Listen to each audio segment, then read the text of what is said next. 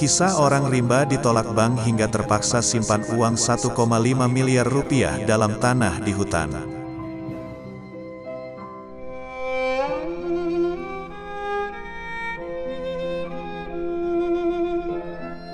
Bukit terjal menjadi benteng terakhir menuju hutan perawan. Di punggungnya terhampar kebun sawit berusia produktif. Hampir separuh tanaman sawit di bukit ini adalah milik Haji Jailani. Dari kebun itu, dia mengantongi uang belasan juta rupiah setiap bulan dan menyimpannya dalam tanah di pedalaman hutan. Lebih dari 1 dekade lalu, setiap mendapat uang dari menjual sawit dan karet, Jailani menuju bukit tertinggi di tengah hutan Taman Nasional Bukit 12, Jambi. Dengan teliti, dia memilih tanah yang jauh dari aliran air ketika hujan lalu mengubur uang puluhan juta rupiah dalam kantong plastik berwarna hitam.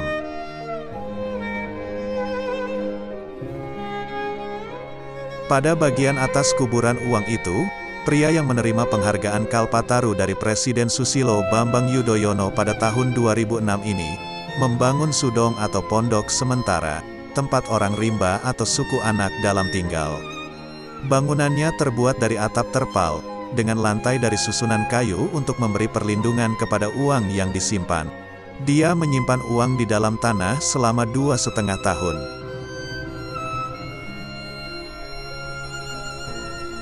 Pertemuan Jailani dengan komunitas konservasi Indonesia, Warung Informasi Konservasi, membuat Jailani mengenal bank.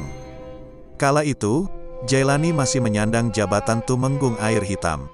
Namanya masih Tarip, namun setelah memeluk Islam, dia memakai nama Jailani sampai sekarang.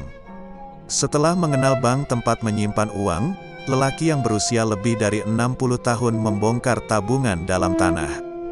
Pada penghujung tahun 1999, dia membawa uang dalam jumlah sangat banyak ke bank di kota Bangko, Kabupaten Merangin.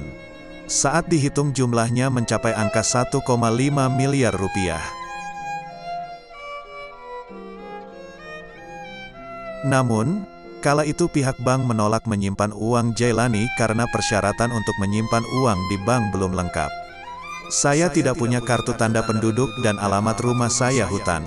Maka, saya disuruh orang bank membawa uang itu pulang, kata Jailani saat ditemui di rumahnya di Desa Air Panas, Kecamatan Air Hitam, Kabupaten Sarolangun, Jambi, pertengahan Mei.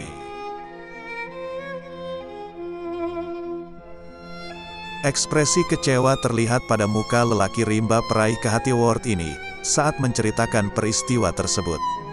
Dia menyayangkan pihak bank tidak memiliki belas kasih dan tega melihatnya harus menyimpan uang sebanyak itu di dalam tanah.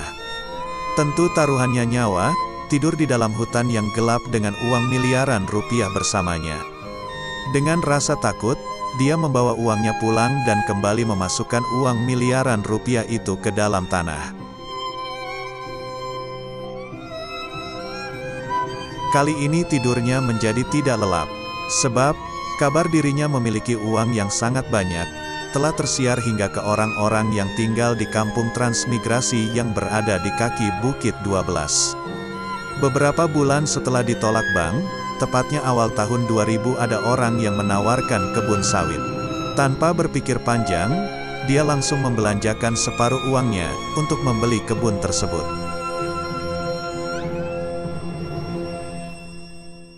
Pria yang ahli obat-obatan tradisional ini juga membangun rumah di kampung, membaur bersama orang-orang transmigrasi.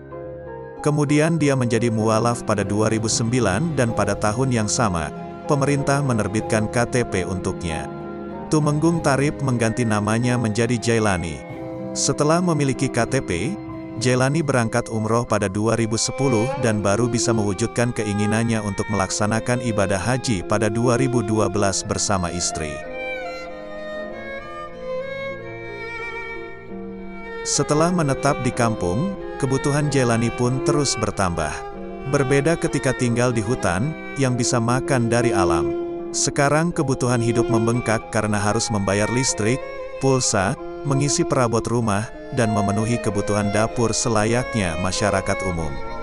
Kalau di hutan cuma butuh uang 100.000 rupiah, tapi kalau tinggal di dusun atau kampung, bisa 2 juta rupiah kita habis, ucapnya dengan lirih. Biaya hidup yang tinggi saat berada di permukiman, membuat tabungan tanah Jailani terkikis, ditambah harga karet dan sawit merosot tajam. Maka, pada 2014, Jailani yang telah memiliki KTP dan rumah di kampung serta sertifikat kebun sawit dan karet belasan hektar, kembali mendatangi bank. Dia bermaksud meminjam uang untuk keperluan penghijauan hutan yang kritis karena deforestasi. Lelaki ini hendak menanam jernang dan tanaman obat yang nyaris punah.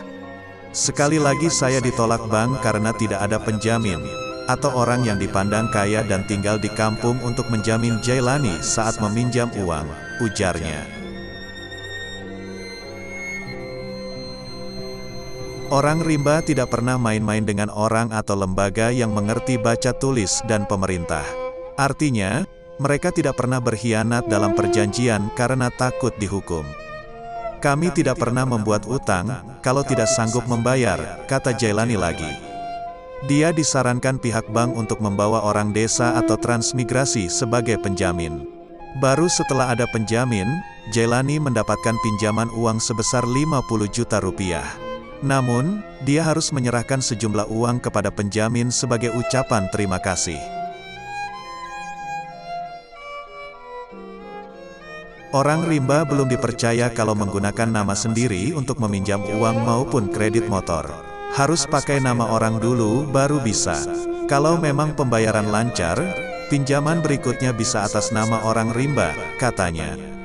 3 tahun setelah melunasi kredit, dia pun tidak lagi meminjam uang ke bank sampai sekarang. Kendati demikian, istrinya memiliki rekening di bank hanya untuk keperluan menyimpan uang.